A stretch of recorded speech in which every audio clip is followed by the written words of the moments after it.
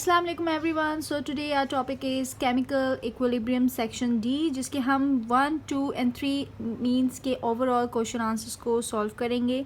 और ये chemical equilibrium chapter number 1 in board से लिया गया है। So hope this will help you a lot. So let's get started. Okay students, तो आपकी स्क्रीन पे ये क्वेश्चन नंबर 1 शो हो रहा है। अकॉर्डिंग टू दैट लिखा हुआ है दैट डाई नाइट्रोजन टेट्राऑक्साइड, यानी 2 नाइट्रोजन और 4 oxygen, die nitrogen tetroxide, it is a one molecule. ये मॉलिक्यूल डिकम्पोज होगा into nitrogen dioxide. Nitrogen dioxide का फार्मूला लिखा हुआ है ये। जब ये मॉलिक्यूल इसमें ब्रेक होगा तो ये रिएक्शन रिवर्सिबल होगा। आगे मेंशन भी हुआ है that it is a reversible. तो रिवर्सिबल के लिए आपने ये एरोस डबल हेडेड शो करने। अच्छा, ये क्वेश्चन तो हमारे पास आ गई। अब क्वेश्चन में फाइंड आउट क्या करना है? फाइंड आउट ये करना है कि आपको इसका बताना है केसी की इक्वेशन ड्राइव करनी है।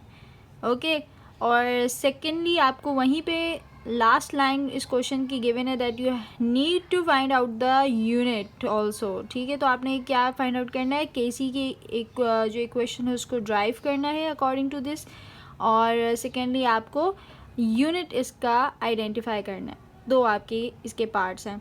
सो लेट्स मूव के हम इसको किस तरह से ड्राइव करते हैं। फर्स्ट ऑफ ऑल, ड्राइव करने से पहले याद रखिएगा कि अगर ये अनबैलेंसिंग है तो वो आपको खुद बैलेंस करनी है।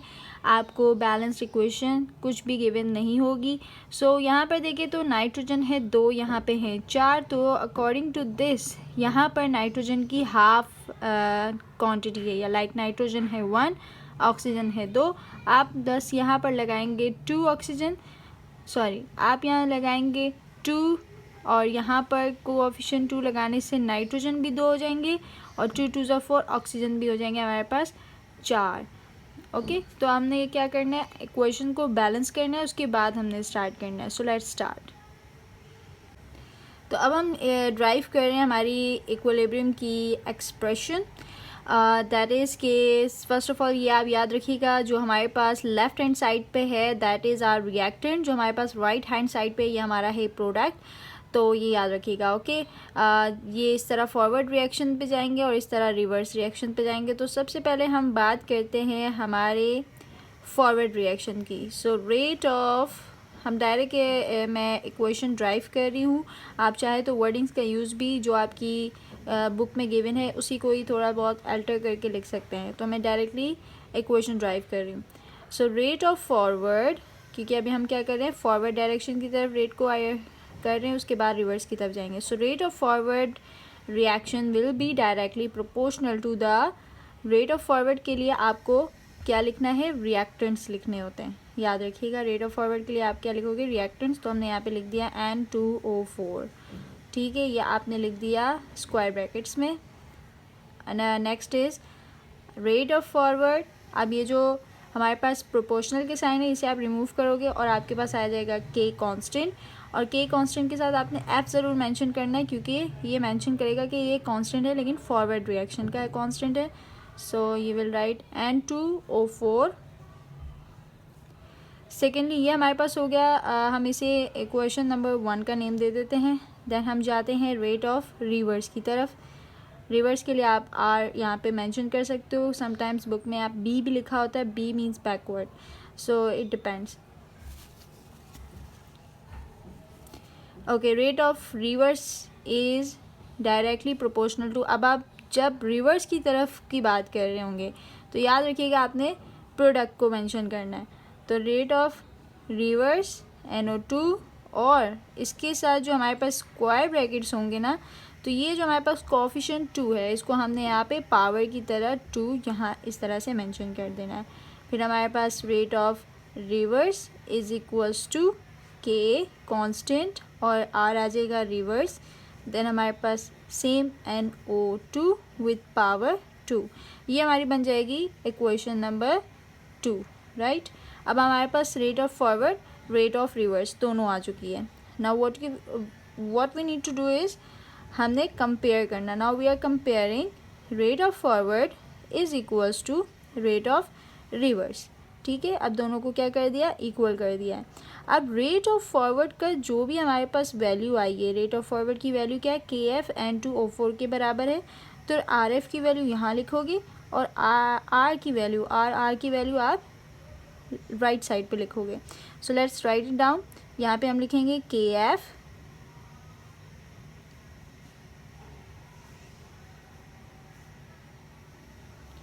KR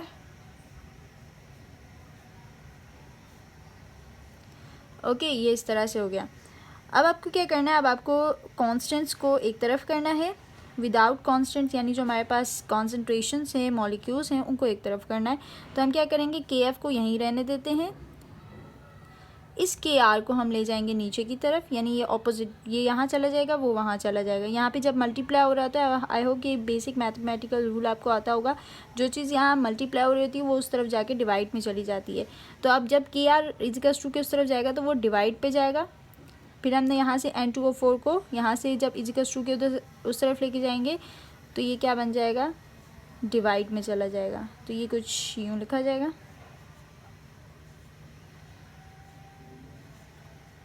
अच्छा, अब हम ये करेंगे कि इसके बाद हमने मेंशन करना है कि हम constant of forward, constant of reverse को इक्वल कर रहे हैं with the equilibrium constant KC। ठीक है, ये आपको मेंशन करना है कि अब हम इस पूरे कांस्टेंट को एक बना रहे हैं, जिसे हम मेंशन कर रहे हैं KC से।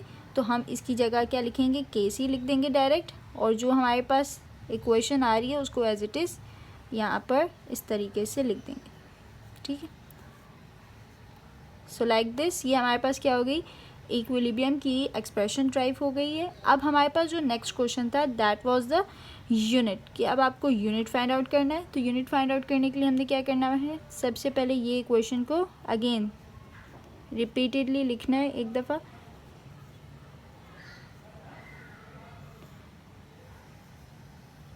यहाँ पर ब्रैकेट्स लगाना ना भूलिएगा।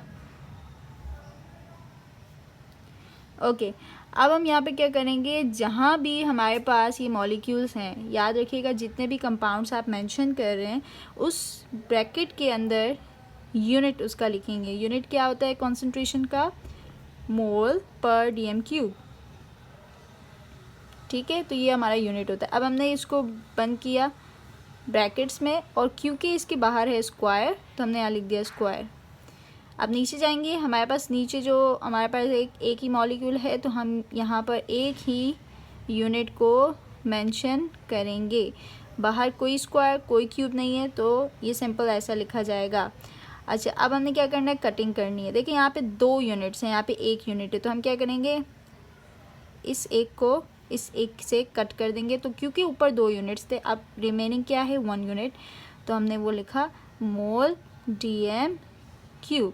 तो ये हमारे पास क्या आ गया स्टूडेंट्स, ये हमारे पास KC का यूनिट आ गया, और वो भी किस इक्वेशन का, इस इक्वेशन का। So this is all question number 1। So let's move to question number 2। Okay students, so this is question number 2, जिसका डेटा मैं पहले ही बना चुकी हूँ। आपकी स्क्रीन पे क्वेश्चन शो हो रहा होगा। सो अकॉर्डिंग टू दैट आपने क्या करना है, सबसे पहले आप देखेंगे तो PCl5 लिखा हुआ है। लाइन से इक्वेशन बनानी है ना सबसे पहले हमें, उसके बाद हम कोई कैपेबल होंगे कि हम इसे सॉल्व कर पाएँ। तो इक्वेशन बनाने के लिए आपको क्या करना है, सबसे पहले जो लिखा हुआ है PCl5 आपके क्वेश्चन में वो आपने लिख दिया, फिर लिखा होगा PCl3 वो आपने लिख दिया, फिर लिखा हुआ है Cl2 वो आपने इस तरह से मेंशन कर दिया। ठीक है, ठीक है। अब हमने क्या करना है, अब हमने इसको इक्वेशन में कन्वर्ट करना है। देखिए इक्वेशन में कन्वर्ट करने के लिए आपको पता है राइट और लेफ़्ट साइड जो है वो बहुत इक्वल होनी चाहिए। तो देखिए यहाँ पर Cl कितने हैं 5 और P कितने हैं 1, और इस तरफ आप दोनों को ऐड अप करें तो Cl हो गए हैं 5 और P हो गया है 1।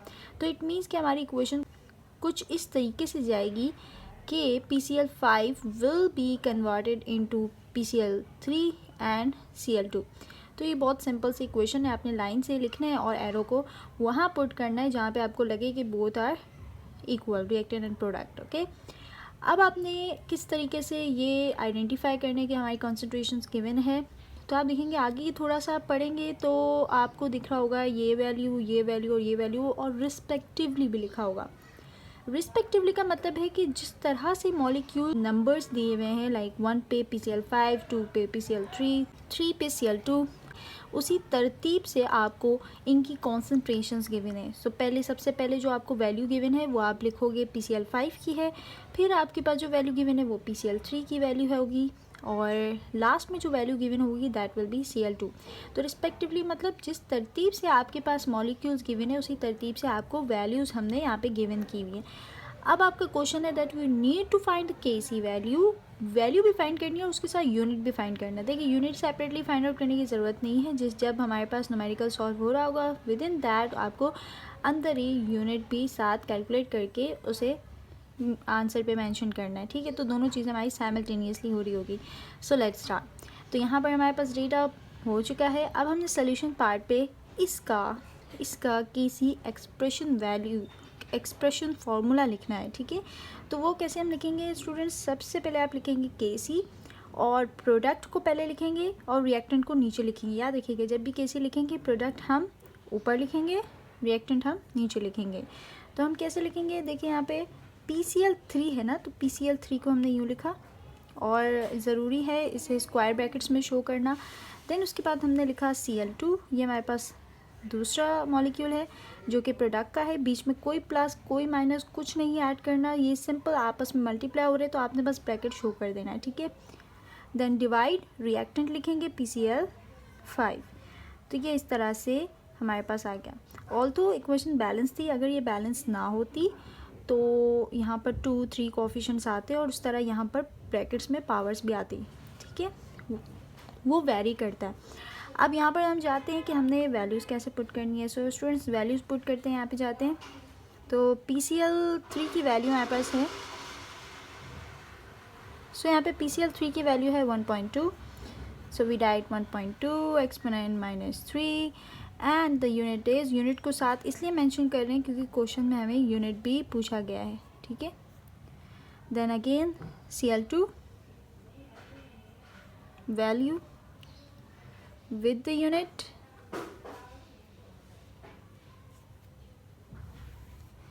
देन हमारे पास आ रहा है PCl5 0.8 exponent -3 with unit of mole DM3। Students अब आपको क्या करना है, अब आपको करना है इन दोनों को मल्टीप्लाई। जब आप इन दोनों को मल्टीप्लाई करेंगे so you will get 1.44 exponent -6 और यूनिट, क्योंकि यहाँ पर क्या है दो मौजूद है, मोल DM3 और मोल DM3, तो हम क्या करते हैं यहीं पे सॉल्व कर देते हैं, या आपकी मर्ज़ी आप नीचे लेके जाके सेपरेटली सॉल्व करके उसको यहाँ लिख दें। तो हम क्या करते हैं, देखिए यहाँ पर इस स्मॉल वाले को इस स्मॉल वाले यूनिट से हम कट डाउन कर देंगे तो हमारे पास सिर्फ एक यूनिट बच जाएगा। तो हम उस यूनिट को यहाँ लिख देते हैं कि हम यूनिट को पहले ही सॉल्व कर चुके हैं, ठीक है। तो अब हम इसको बिल्कुल डिस्टर्ब नहीं करेंगे, ये पार्ट एज इट इज़ नीचे जाता जाएगा क्योंकि यूनिट हम पहले ही यहाँ पर बता चुके हैं।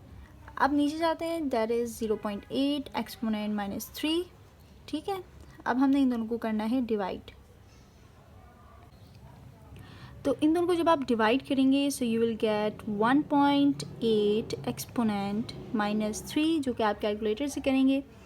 अगर आपके पास कैलकुलेटर नहीं है तो उसका सिंपल तरीका या सिंपल जो आपके पास कैलकुलेटर है उससे आप ऐसे कर सकते हैं कि इन दोनों को पहले आप डिवाइड करेंगे और आपके पास 1.8 आएगा। फिर आपके पास जो एक्सपोनेंट्स की वैल्यू है -6 और नीचे है -3, तो -3 जब जाएगा ऊपर तो +3 में चला जाएगा, -6 + 3 विल बी -3।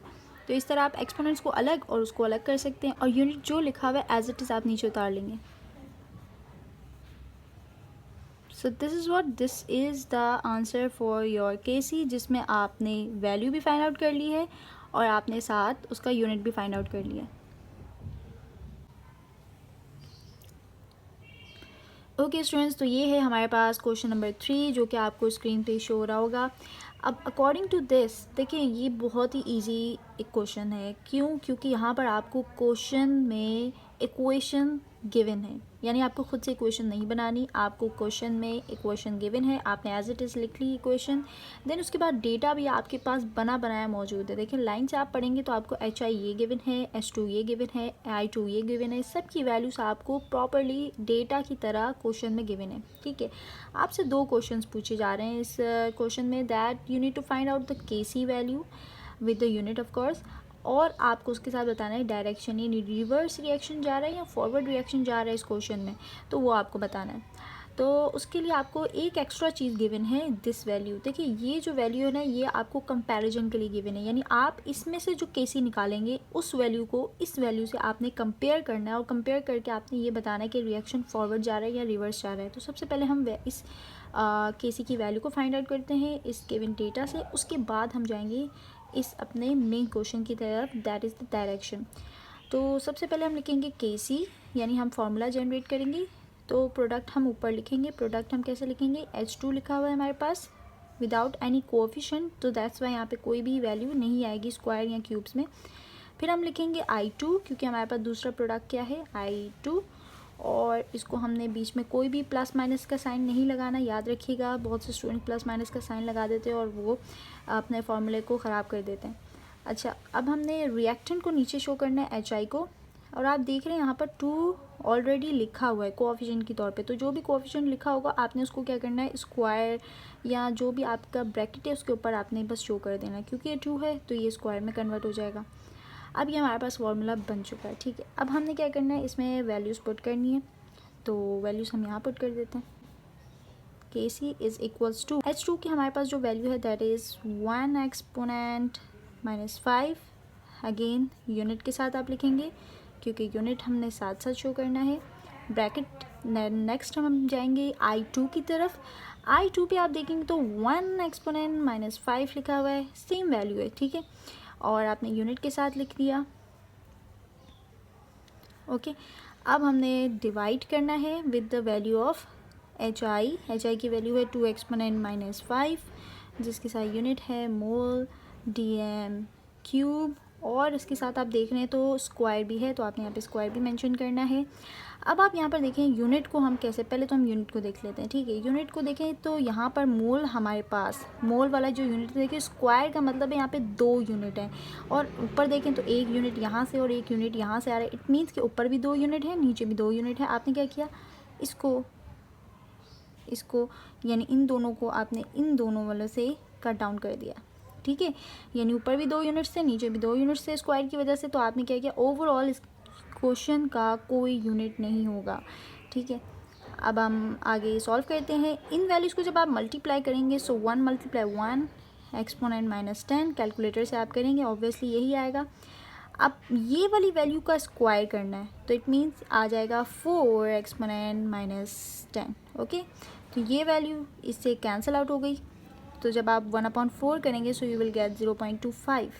ये हमारे पास आ गई है के सी की वैल्यू। ठीक है, सिंपल मैंने इन दोनों को मल्टीप्लाई किया है, इससे इसके स्क्वायर कैलकुलेट करने के बाद उन दोनों को डिवाइड किया, and I get 0.25 without any unit. अच्छा, अब हमारा मेन, ये तो हमारे पास आ गया के सी क्या था। अब हमारे पास क्वेश्चन है that you need to find out the direction. तो उसके लिए हम ये करेंगे कि हमारे पास जो ये वैल्यू है के सी की, वो हम लिख देंगे यहाँ पर 1 एक्सपोनेंट माइनस 4 करके, और जो हमारे पास दूसरी वैल्यू जो कि हमने कैलकुलेट की है क्वेश्चन से, वो हम यहाँ लिख देंगे 0.25 करके। ठीक है, ये इस तरह से हमारे पास आ गया। अब हमने इन दोनों को कंपेयर करना है। देखिए स्टूडेंट, जो भी वैल्यू बिगर वैल्यू है ना, उसकी तरफ क्या होगा, आपने ये वाला लेसर और बिगर का साइन शो करना है। So according comparing both of them we will get this sign as like this, क्योंकि बिगर वैल्यू की तरफ इसका माउथ ओपन होता है, तो बिगर वैल्यू ये है, ये स्मॉलर वैल्यू इसलिए क्योंकि यहाँ पे -4 है। -4 का मतलब क्या होता है, 0.0001।